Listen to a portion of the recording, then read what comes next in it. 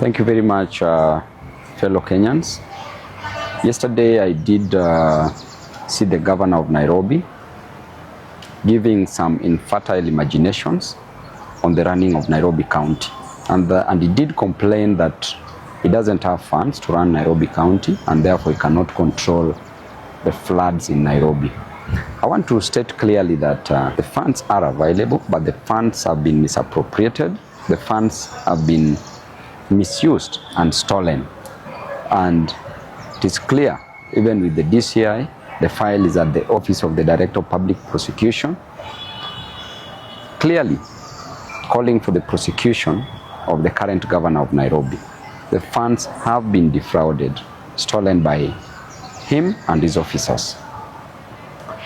I want to tell Nairobians that to cure the issue of flooding in Nairobi is very simple. Some people are talking about that you cannot control nature, you cannot control the amount of rainfall that we receive. But I want to tell you that that is indeed very true. But however, there was a warning that was given by the meteorological department that clearly stated that rainfall shall be experienced, or rather would be experienced in Nairobi, and will still be experienced in Nairobi, which will result into flooding. The floods that we experienced the other day consumed so many lives. To be precise, around 23 people who lost their lives in Nairobi, and we really sympathize and mourn with the families. The issue of Nairobi and curing floods in Nairobi is very simple. Number one, you have to work on the drainage. The drainage system that is there, they are very shallow, and therefore they have to be expanded and deepened. Number two is to work on the stormwater drains, to handle the stormwater. Number three is to work on our rivers, because we know that every area, every slum area, or every estate that is experiencing flooding is as a result of the overflow from the rivers.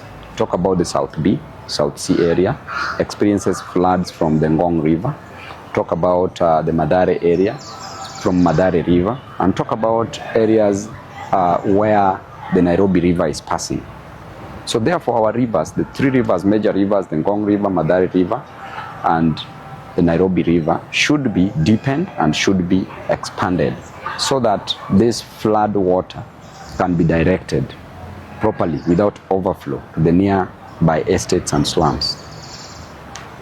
When we work on that, we shall cure a bigger percentage, and then we divert this drainage system into these rivers. We shall cure a lot. Let us work on the available dams in Nairobi to act as storage facilities for this stormwater.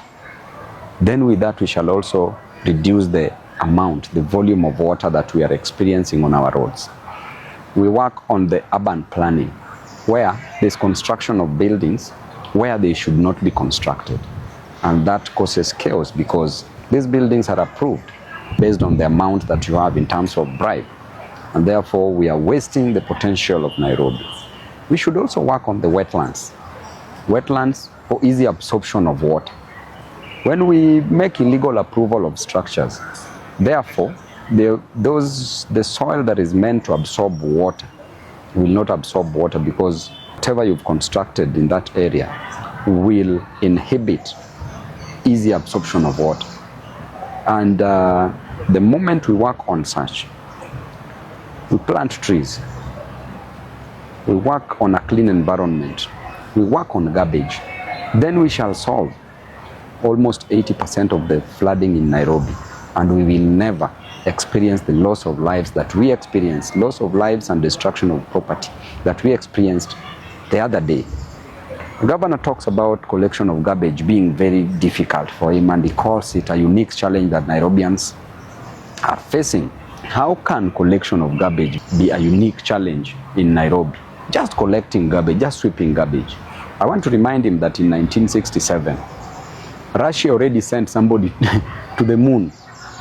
So how can just sweeping be a problem, just collecting garbage? So garbage also clogs our drains, the drainage system, and thereby resulting into flooding and overflow into the environments.